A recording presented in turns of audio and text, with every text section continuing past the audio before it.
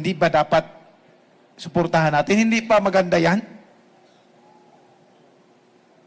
Sa lahat ng mga nag-criticize sa ating administrasyon, mag-isip po tayo. Hindi ito labanan ng bawat pamilya, kundi ipinaglalaban natin dito ang kinabukasan ng ating bayan, kinabukasan ng sabayanang Pilipino. Lilipas lang din tayo lahat. Alalahanin natin, lilipas lang din tayo. Kahit ano ka man ka-powerful, kahit ano ka man kayaman, kahit ano ka pa kasikat, tandaan ninyo, pag wala na tayo doon sa mundo, ang maalala ng tao yung ligasiya na nagawa mo sa taong bayan. Ligasiya na nagawa mo sa buhay kung sino yung natutulungan mo.